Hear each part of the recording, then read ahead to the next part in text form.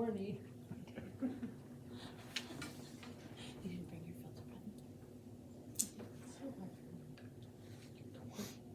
pen? Oh, there, 5:30. All right, 5:30, we'll call the meeting to order.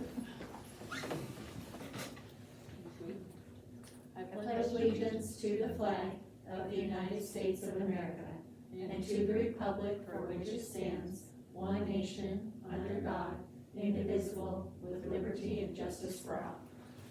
All right, we didn't have any comments on it. Did you put one We'll away? get it later. I'm assuming we don't, I don't think just making sure. All right, so we will go right into, old business, for discussing and approving the amended agreement with Blackfoot Pathway Sculpture and Okay, so. Hey. For being here. So you have the amended agreement in front of you, which you guys got a chance to see at the last one. And, you know, we didn't wanna throw it on you guys and have you ask you to sign it, immediately. Thank you to Sarah and, Brenda for participating from the board. And if you have any questions, probably the biggest changes from the last one is, probably a little bit more detail in the insurance section and indemnity. It kind of clearly states, you know, not to interfere with land use license of the sculpture folks, and likewise not, you know, to the school trust end of things. And then a little bit more language in termination and return of property. I think those would be the big things. Aaron did also recommend that we, you know, just include a map there at the end as far as an appendix. So recommendation is to approve that for the next 3 years. anybody have any questions or comments? Or I move to a motion? I make a motion To approve the amended agreement. to with Blackfoot. approve the amended agreement between Lincoln Trust and the Sculpture in the Wild. Marlene has a first, do I have a second? I'll second. Sarah has a second. Public comment? Board comment? I'll comment that Okay. I'm really excited. I hope I speak for a lot of us that this was like a unique learning process. You know, we had lots of different versions of the agreements over the years, and this map was not in our files, but we got from DNRC, and I think we all kind of got a better understanding of the nature of our relationships with one another and how we can continue to move forward in a partnership, hopefully with more communication. So, yeah. And, yeah, it's, did you guys approve it? We Not haven't yet. voted. Nope. Okay. We just took the Yeah. motion. If you do, we could certainly make you a copy of the signed agreement. That would be great, yeah. Tonight, so you. Because do you have the version, it's Yeah. the same The one one? that The, you the, signed. Oh, the, yeah. the original, yeah, it's right there with Brenna. Cool, there we go, awesome, And stuff, so. that'd be great. All in favor, say aye. Aye. Right, motion carried.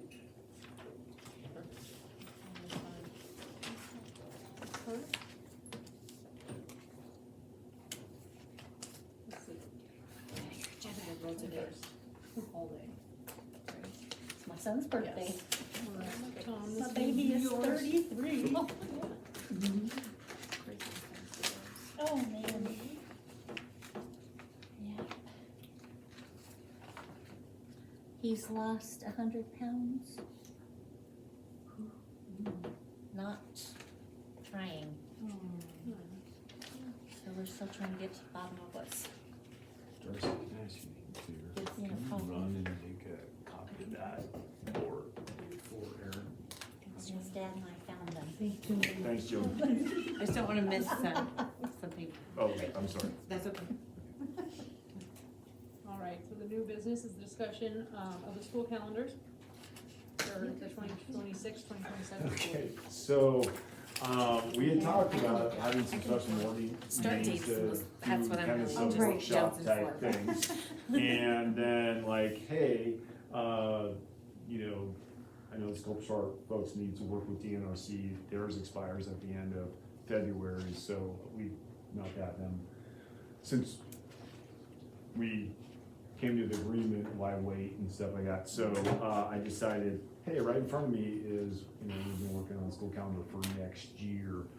And might as well toss that in here since I'll get you guys here. We can maybe get some, discussion rolling on that. I did put discuss approve, but please, there's no pressure to do so. With that, I am glad that we put it on there because I've learned a lot, just Montana alone and how years are put together. So in our master agreement with the teachers in Article 7.1.4, it says school calendar, the administration shall seek input from the teachers before setting or changing the school calendar. I do think if you change the overall scope of like the work year or work week, it's collective bargaining, thing. And it asks for input. It's ultimately your guys' decision. But if you were, like I know Granite called me today and Phillipsburg, because they're thinking of going from a 4-day week back to a 5-day week, and they wanted some input there. We have some folks who work every Friday. It's just, so those would be things that would be pretty significant changes. What I did was, I'm sure they're all in front of me, was in your packet there, and the one I sent you guys electronically and then gave you a copy of, is you have, this one is purely a sample, and all it's meant to do is be a starting point. This is this year's calendar on next year's, so like same kind of starting dates. We had a PIR day, the same week in September, and it's off by like a day because the calendar changes. The spring break is that before or after? I think it's is it before or after Easter? I don't know which one's Easter Sunday. This one I think is after. Yeah, but whatever this one's is, it's that week next year. So we started there. I tell you, I've done this every single year, and there's always unique things. I don't have, for some reason, my packet didn't have calendar 1 in front of me, but I do ask. It's okay. I do ask that when staff looks at this and we ask for input, that we primarily try to focus on what are the needs of our students, our clients, our parents, what works well. We do have very traditional things like typically 2 weeks off at Christmas. There's very few absolutes. We're gonna, and so I threw a joking one up there, and I said, hey, we can get done in January if we go to school 7 days a week. If we hold to those traditional, items, so you will see like on there, just like, oh, okay, number 3 was, taking the full week at Thanksgiving off and things. So number 1 was next year's 150 and a half PI days, so pupil instruction days, student contact days, I might say. But by looking at that and doing our aggregate hours, so Montana requires, starting in grades 4, that you have a minimum of 1,080 aggregate hours of instruction. It's only 720 for pre-K the 3rd. So I don't get too worried about that because they can take a few recesses and you don't really have to do the math to see if you're close. Working with the master schedule 712, we have 5.5 working days, a little over 5.5 working days beyond, and I'll show you the math real quick, and I keep asking people, please check it, because I've also been in emailing back and forth with Kathy, because hey, look, am I doing the math right? Check it, so she goes, yeah, you're doing it right.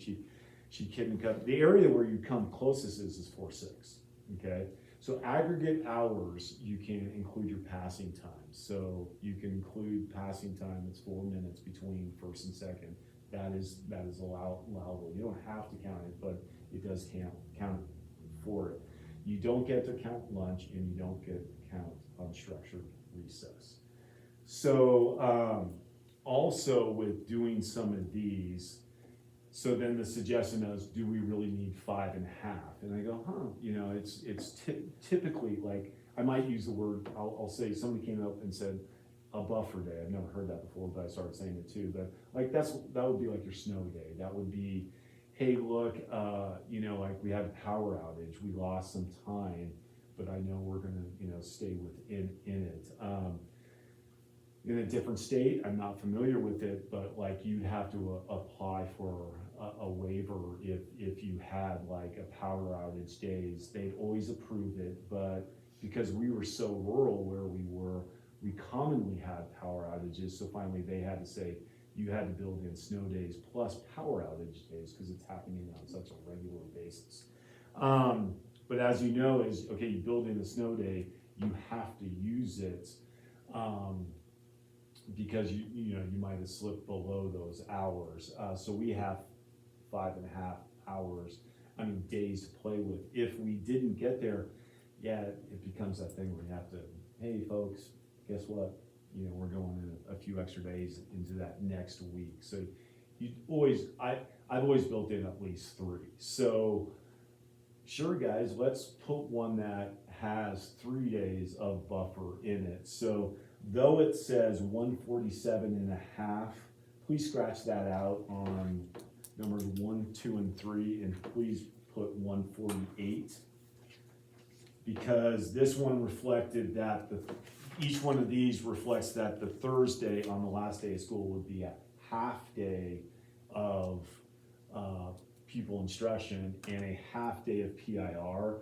We would do the half day of PIR the next day when no kids were expected to go, so there would be 0 Friday student contact on that day. So would it be a full day Thursday It before? would be a third, so it's green to show that it's the last day of school, but it's a full day of school student contact. So I go, oh, okay, it is less, it's if you do 2.5 divided by, 100, it's less work for, we're not asking people, okay, so we pay you less, it's not, our hourly folks, if they didn't have to work on a day, would not necessarily, so a consideration there. Anytime you lose instructional time, it's like, okay, maybe tighten up a few things here and there. So I'm not necessarily against entertaining that. So what has happened traditionally here is, like you guys heard it last time, and Alyssa and I had some fun with it, but hey Tom, you're gonna give us more options, aren't you? And I go, no, I think plenty of options will come from, other folks, but we had a committee meeting. These 3 came out of the committee meeting, and I checked the hours, and so it was put to a vote. So number 1 received 10 votes. Number 2 received 14 votes, and number 3 received 1 vote.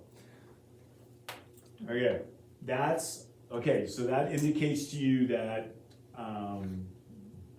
by the vote, number 2 was, you're not obliged to follow that. You didn't do it apparently last year. And so I got this up, we can look at it. I can point some things out. Pros and cons about number 1. Okay, cons about pros, if you're an employee, you work less days. Cons, there's instructional time. That's a pro and con for each one. Pros for 1, compared to last year, you would start in the next week. You would start with a PIR day on the 17th rather than the 13th. So you'd be into the next week. Gets out at the same time. Yeah, it's basically the same schedule, as your previous week outside of that.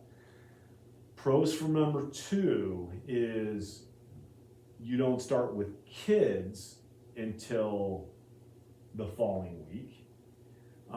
You do start that week, but 2 days later than number 1. You get out on the same date, but in there, if you probably noticed, is there are 2 Fridays. You have the 11th of September and the 19th of February. So there was some discussion that, oh, okay, that gives us a full 4-day week of instruction, you know, and that's normal. Okay, I didn't hear an argument on, you know, Thanksgiving week of when we only had 2 days, you know, and stuff like that. But I think the big pro there is like you don't start with kids until the 24th, rather than the other one would be the preceding Wednesday, the 19th. Con there is,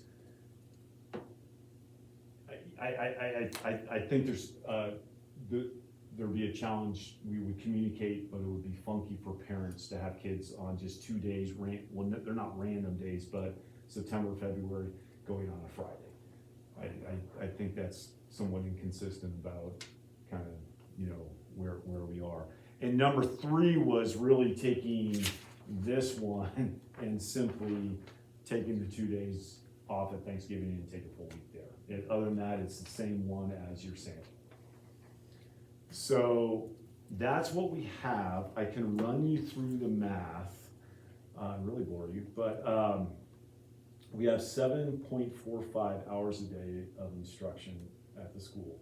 If you multiply that by 150 and a half, we're in excess of 41 hours, 41.25 hours. And so you divide that by our instructional day of 7.45, and you have slightly in excess of 5.5 extra days. This one at 7 3/4 hours per day at 148 days would give us 22 hours of additional, you know, above, and so divided by 7.45, that gives you slightly over 3 days of the required aggregate hours. So, you know, I do think, and I kind of woke up at night and want to make sure that, you know, you guys realized, you know, it's January. You know, we do have some time to think about it and digest it. But I wouldn't recommend this if we didn't, like, let's just say you did recommend, hey, we move to tentatively approve calendar X. However, only will it be finalized and approved if we agree to contract language that leave the sentence, the administration shall seek input from the teachers before setting or changing the school calendar, and then add a sentence, and I'll work on it. The district reserves the right to set a calendar that is at least 3 days in excess of the state minimum aggregate hours, but does not exceed 5.5 days. So though, if you agree to it, you still have language to go back to it, and you're not, you know, you're not obliged to say, hey, you're changing, you know, the scope of the work week. So, you know, that is a suggestion to think about. So that's what I have to open up you guys' questions.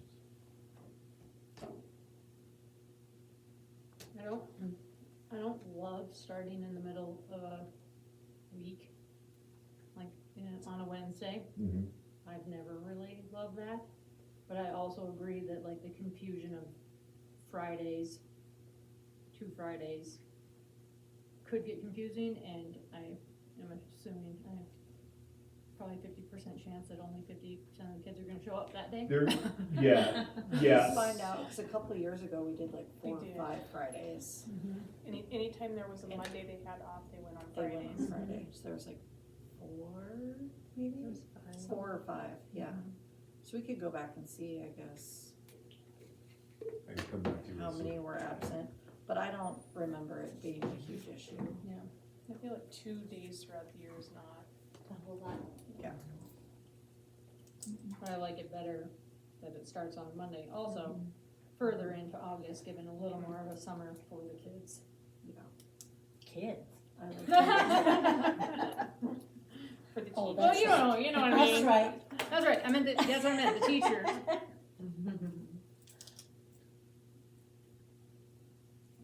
So I guess that would be my only thoughts on that. I just don't, I don't like starting on a Wednesday. That's always been like, we've done it in the past, and that's always kind of been like, they go to school for one day and Yeah, To get everything set yeah, up, and, just to and, go and I, on. and I get what you mean, and I've heard kind of going back and forth on that one. Some people like it, some people dislike it. It's, one thing, from a teacher point of view, that they liked was, hey, look, I spend Wednesday, Thursday really going over routines, really going, kind of setting my expectations. There's not, not a ton of instruction. So then I have that kind of set so I can start the Monday and run into it. So that was kind of somewhat it. There was also a little bit of a discussion of, folks would like to almost start later. And, this is also like, the weather is fairly variable in June, but it's usually fairly consistently really nice in August, so that they would go, oh, we would like to, have that time, and our kids enjoy that time too. The later you start, also, a lot of your programs are back here up and running, like you'll have sometimes a game before school even starts, kind of thing, so. Those are some of the things that. What do you think, Joni? What do you remember from the different Is it schedules? public comment time? It's discussion. Oh, it's a discussion time. Am I allowed to discuss? Yes. Okay. As a prior elementary teacher and things like that, I can see a benefit of having the 2 days before you hit it hard for that week, and especially with high school, that first day, you're doing syllabuses, what your expectations are, and, maybe some bigger projects that are gonna be due throughout. You're going through that the first day anyway, so that leaves you with the second day to get those syllabuses signed, returned, get them logged in, get computers set up, so that Monday you could hit it hard. I don't love the idea of the third one with the 1 week in November, because then you come back and you only have 3 weeks before December. So when I look at that instruction wise, it just feels like that's a long time, especially for the littles, so that was not my favorite. When it comes to looking at, say, a 4-day, you wanna keep that 4 days, so you're adding Fridays, great. However, you're building in 2 on number 2. However, when you look at October, you have a 3-day week on the 12, 13, 14 for MEA days. And then again, you also have a 2-day in November. So you're gonna have to deal with that either way. You're gonna have those short weeks, but those could also be good weeks to review curriculum and things like that. Yeah, I think the argument that we need the 4-day block for instructional purposes, I'm not buying that. Curriculum you buy is set up on 5-day cycles, so we're already adapting that curriculum. Really, I think it's the design, and I get what you're saying, Brenda, is, starting midweek's funky and that's not preferable to some, but it's really about starting as late as possible. That was, and trying to protect not getting out any later, and so because lots of schools will take the full week at Thanksgiving off, and a lot of times they end up taking it off because they start to lose kids. Oh, okay, we used to go, I don't know about you guys, I'm a little older than most, but you know, it was all the way through Wednesday, you know, it was a full day Wednesday, then I went to half day, then you took Wednesday off. And then you started having some attendance issues because, you know, even if you're a 5-day week, you know, especially a 5-day week, because that's only 2 of the 5, it's only 40%, you know, instead of now it'd be half. So, so because we, you know, we go Monday, Tuesday, we don't take a week off in February, which is a lot of people starting to go with that. We don't take MLK, you know, off. So there's not a lot of, okay, we'll take we'll go to school every Friday that there is a Monday. Well, there's really not many, there's only 2, you know, and stuff. So it'd be an inconsistency, which is an irritation, you know, and, you know, but okay, big deal, we communicate it. Also on those days, you know, I'll really try to contrive our schedule, so, hey, let's make sure we have a home basketball game that night, you know, and stuff, it's stuff, but, I just, you know, it's just, okay, so it doesn't go again, like this year, our calendar, we're a 4-day-a-week school. Oh, except for that last week, kids come on the Friday, you know, and stuff. But, and that's kind of, I guess, been a tradition here. And then, you know, but then also, you know, are we, you know, for our parents' sake, you know, we never go to school on a Friday, and in this case, you know, there'd be a couple exceptions to that. And so then the teachers, well, we come to PIR on Friday.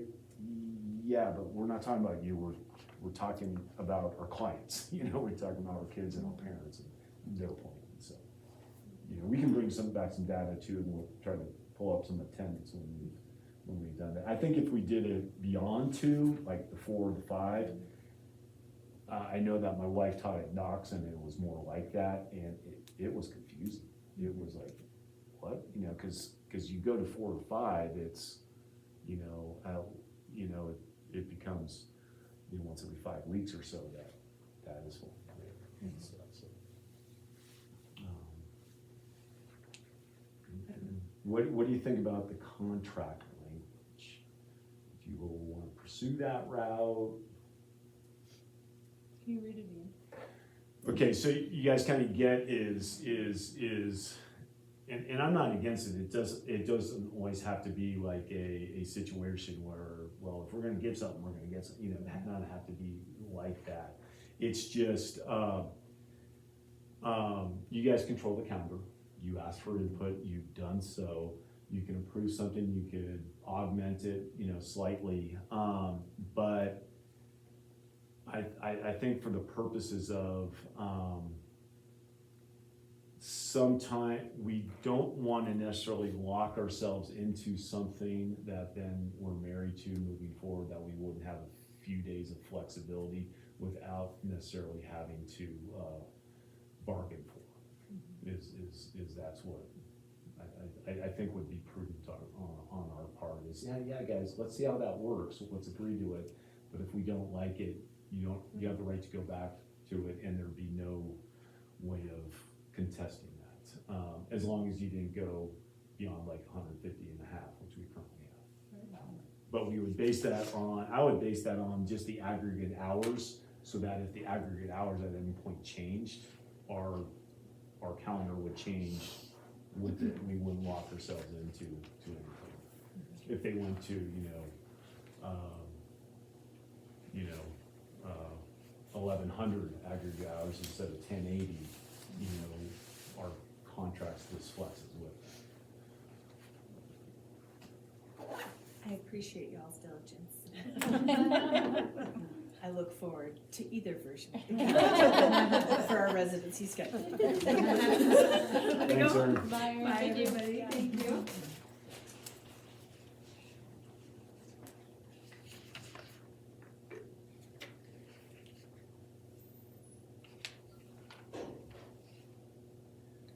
I will tell you, by doing this and looking at what our daily schedule will look like to make sure it reads there, I will tell you, and I don't need to worry about pre-K 3, they've got more than enough. I was looking at 7-12, and then I go, okay, now I'm going to do the math. So I've got a little spreadsheet And I've been having meetings with staff, what do you guys think, what do you guys think? And, so I was looking at 4-6, 4-6 starts at 8:10.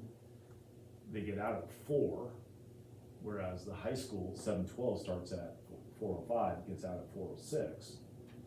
Okay. 4-6 doesn't have passing periods to then add in, so I go, if I had to do this on this spreadsheet to make it work, how are we getting the aggregate hours on 4-6? So then I pull up our current schedule that, you know, we've had since, you know, day one. And Kathy's been a great resource. She goes, oh boy. And I don't know why it wasn't flagged in our audit, because that was the same calendar we scheduled, they used last year. It only comes 4-6 to 10/66. It makes it the 5.5 days, for 7-12, but it doesn't make it 4-6. So on Monday, with 70 school days left, their 15-minute recess, which is on the calendar, which is on the schedule, which you would hand to an auditor, it goes away because it's unstructured recess, and we need those 15 minutes a day. That will get us 17 hours above the 1080, by doing that with 70 days to go, starting Monday. That doesn't mean they don't get breaks. So like, okay, but that means they have to be structured breaks. That means they have to be part of our, like I would use them as part of my PE curriculum. So we took them out, hey, it's a good time for them to get a break, and I'm not saying like Michela and Becky and Katie could rotate, and you know, it's your week, but they have to go out and do some sort of physical activity with the kids, and that's really not negotiable. You know, it's something. So like next year, I have them built in. It's about a 10-minute unstructured break. They get their unstructured lunch, but anything outside of that has to be, you know, a structured part of the PE, which won't be reflected in a master schedule. It'll be reflected in their like daily planner type of schedule. So, you know, it's like, oh, okay, glad we were looking at that, because I don't want to know what the audit would look like if that is, and like, so I went over with Kathy, I go, Kathy, I go, check my eyes, she goes, yeah, I caught it, you know, Kathy started like with the day before school, you know, she goes, Tom, I was just handling this, and she's as thorough as they come, you know, so we do have to look at that, but like we were talking to Ristine, that 4-6 is one reason schools are going back to 5-day weeks, because of those 4-6 minutes. It's tough to get. Is there a way to have them start at the same time as the high school? So, no, it has the entire school next year, because K3 goes, it's really easier if we just all start at 8:05. Yeah. Because I would tell you, it confused me, like, why are some of them in? Oh, okay, and got these two different things. It gets K3 out at 4, which is helpful. They're slower. It gets them into the line for the bus and stuff like that. And I actually like it better, because the 4-6 guys stand there in line. They start screwing around, and so it gets them out and then onto the bus. You know, a little delayed. Yes, a parent, if you have a 2nd grader and a 5th grader, you might have to sit there and wait a few more minutes and stuff. But so yeah, it includes starting at it includes those. We had to pull those minutes in. I think it would be easier too, just to have everybody start at the same time. Yeah, and I talked to Alyssa, and Drop my 2nd grader and sophomore off at the same time. exactly, and like, you know, a bell goes off and they all go to class. I mean, it's just like, oh no, that's you guys, and so. But I also talked to Alyssa, you know, just about can we get them fed and stuff, you know, and then I'll also check with. I don't think it'll affect Doug Moore at all, but you know, at least check. With that, so. That's what I got.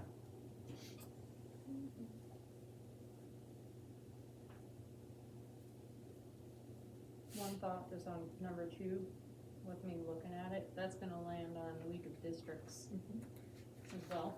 Yep. So we won't have any of the basketball players or any coach. Oh, in February. Yeah. I mean, Not that that's a big deal, can I'm we just take that that we Friday always and just make the lose. last day of school Friday? Yeah, that would just be an extra And one. get so I out just on the wasn't- 4th?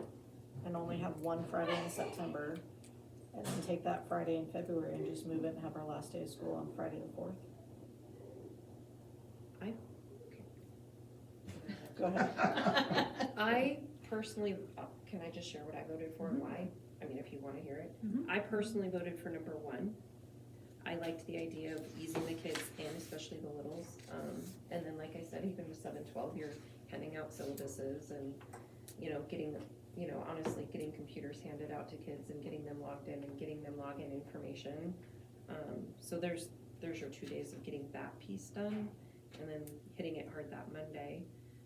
When it comes to the argument of a 4-day school week, like I said, even in this one with number 2 with Fridays built in, you still have a 3-day week in October and you have a 2-day week in November, so you're still not at exactly a 4-day week if that's what your goal is. Oh yeah, should we go to school on Friday the 16th? You know what I mean?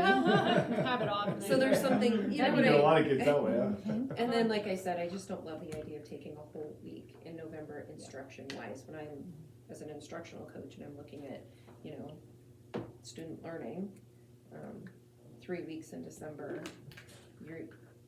that just seems silly to take a whole week in November, but that's just my opinion.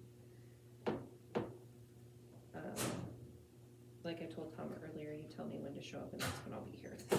That's how it works. I think the later start though is nice for the older kids, especially the ones that have jobs. That gives them an extra week to earn money when most of them will be down off work for the whole winter, so. Yeah, well, I think it's 2 days here, Well, they'd have almost a week. Yeah. Instead of but I think starting sports starts, they start probably that week before, like the The 10th. Friday before. Yeah. 14. Yeah, I can bring all that, it's already, posted, the first day of official practices and stuff. And all our PIR days, I couldn't imagine trying to start school without 2, beforehand, but the other PIR days are just completely, I'm not worried about, like, where, yes, when we come to ask you guys to approve them, I would like them set, but that's, and also with PIR day, I floated around the idea is, cause sometimes, quite honestly, doing a 7-hour, staff development day, unless, we're hiring a trainer to come in or something like that, I'm not sure it's really effective. And we could do 3 nights, cause it has to be a minimum of 6 hours, but we could do 3 evenings of 2 hours, and they have to be a minimum of 2 hours. That might be, 2 hours, hit it hard, and then, so you could do that, and then, the staff will somewhat interested in that too, because then they're not getting a whole day either, so. At the BLT meeting today, we talked about maybe going through engagement strategies really hard before school started to implement that well.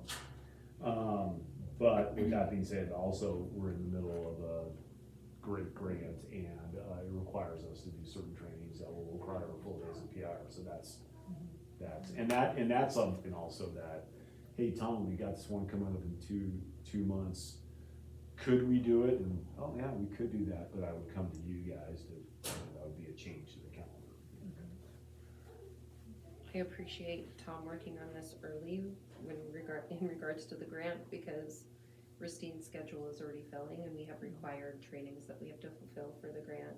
And so being able to schedule with her sooner rather than later just gives us more flexibility. Yeah, and we had tentatively scheduled her for next year based on this calendar, but we did that, in October or Yeah. something like that, because that was the only information we would have had at the time. Yeah.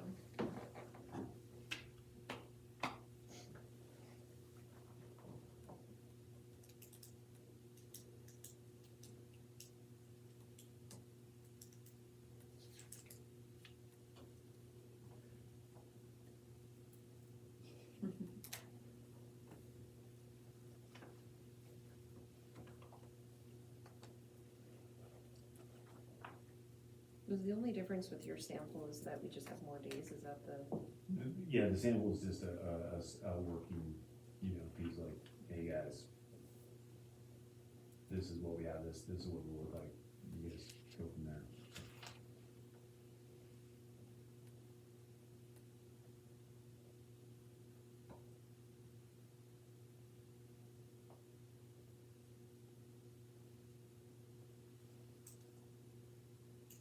so really you just took those 2 days and plopped them the next week down, basically?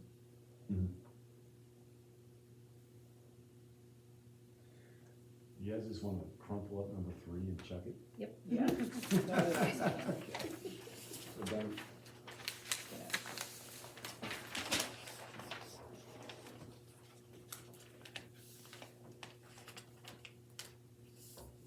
yeah, and I was really pleased with the health insurance, how, you know, that was like a 17-4 vote, to move over, 10 to 14, you know, I mean, it's somewhat split, you know, and like Joni said, you know, I mean,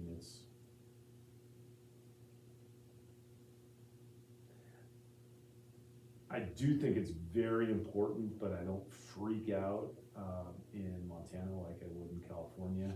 The A and B is attendance driven, like, so what's your average attendance rather than, what your daily attendance, is. It's driven more on, like, you know, so it's like, you know, I knew like your kid not being in class that day is how much it costs the district. You know, We have count days, per, right? yeah, and ours is more just, you know, what's our, more, it's almost, you know, it's almost more like enrollment based. Like, what's your enrollment on this day versus this day, you know, and stuff, and there's pros and cons to both, you know, and stuff. Preferably, we like high attendance because I think learning is better.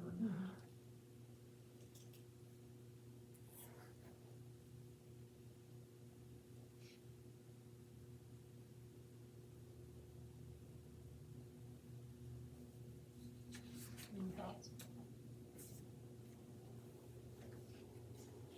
I personally like number 2, and I think we could probably just move that Friday in February and get out of school on June 4th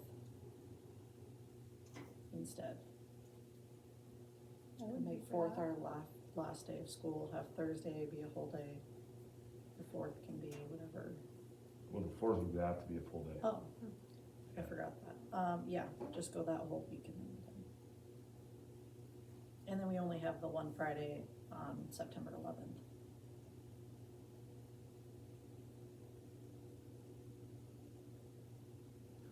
And Here's so, the devil's advocate. Which, what if you moved that Friday to November and we went that Wednesday before Thanksgiving even, we could do that. But then that's kind of like, you would go right into Thanksgiving, which would kind of suck. You wouldn't have a Yeah, travel if day. there's you no were travel. Yeah, traveling. Wednesday off, cause we dragged this booking in. Yeah. Which cannot be Travel fun day. sometimes. Yeah. So either way you'd miss, Yeah. they're gonna miss either way. So. Let's just go Sunday on October 11th. Sunday's We a good win. That'll work. you know, and like I work with anything, I would prefer to have school, if, I voted for 1 too, but, if we went to school, I'd rather go to school on the 19th of February and deal with the basketball kids in districts rather than a full day on that Friday, cause it would need to be a full day, and then we wouldn't have that PIR time. We'd have to, which I believe here is used for, it's our records day, so it's Grades. it's really not my day. I think, I'd agree with the staff blocking it a bit if it was a full instructional day. And it's probably hard enough with the kids, last day of school. I agree with Tom on that. So, what's your thoughts on going from 150 and a half to 148?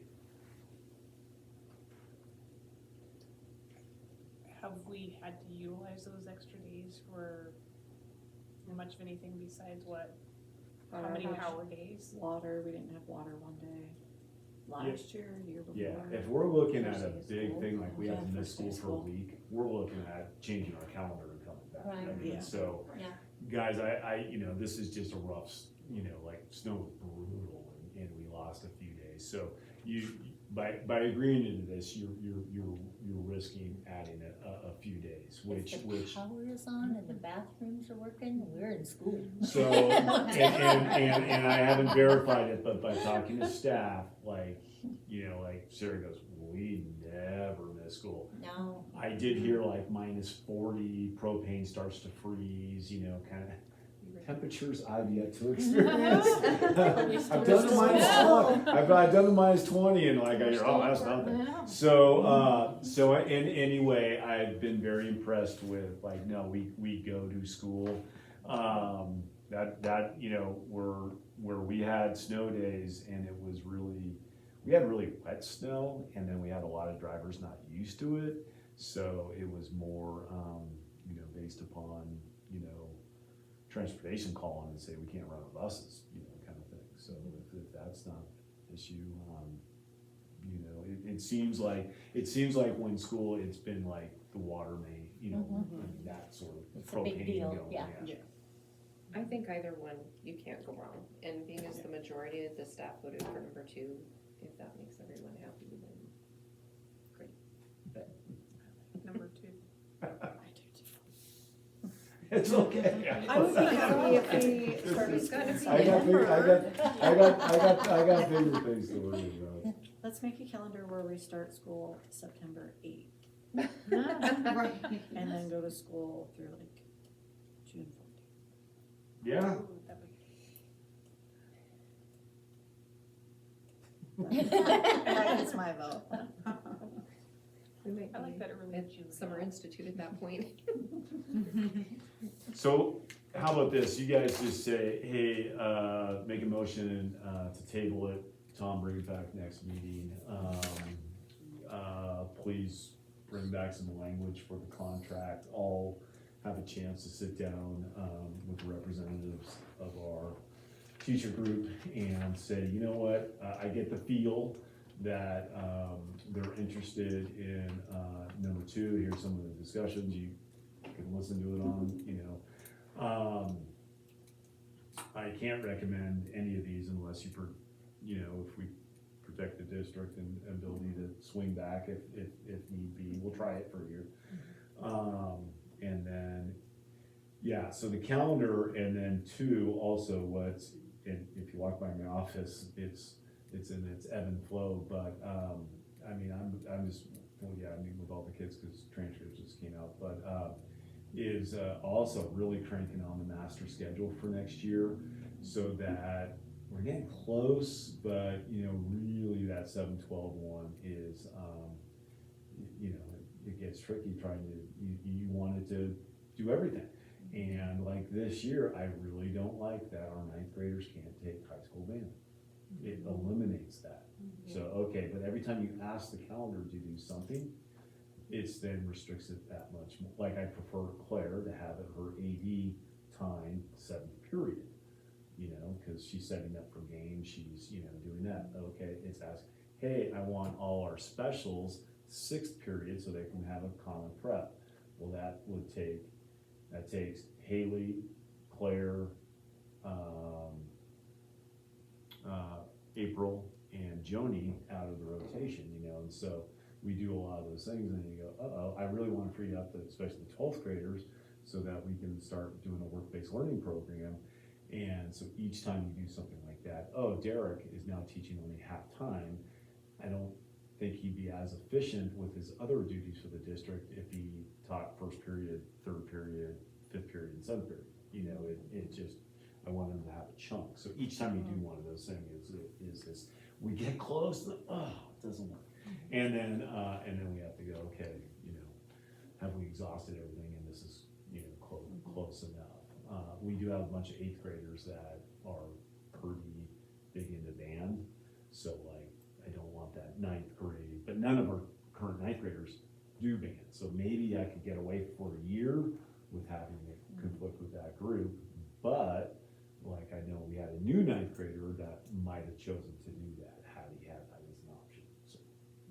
Those are, I need to do that, cause I need to come back to you guys on staffing, saying, to pull this off, we need this, because we had that resignation that you approved last month, and then, you know, before I fly it, I have to get your permission, you know, like, what are you doing flying this, Tom, do we even need it, you know, kind of thing, so we have to look at, you know, if we want, we will need that, if we want to maintain a teacher per grade level, all the way through grade 6, no question. So, you know, those are just some other things, we're working on. That kinda goes with some of this stuff. And I told Darcy she didn't need to be here because I could have just recorded it, but. Do you want me to So make a can I motion to get a table motion it? to just I will, table it, Tom bring us back a few more things that we've discussed, and I will make a motion to table the calendar vote until Tom brings us back the language for the contract and whatever other pertinent information we might need yeah, regarding absences on Fridays. Alright, Sarah has first, do I have a second? I'll second it. Julie second, public comment? Board comment? All in favor say aye. Aye. Alright, motion carried. Alright, it is 6:21, do I have a motion to adjourn the meeting? I make a motion to adjourn.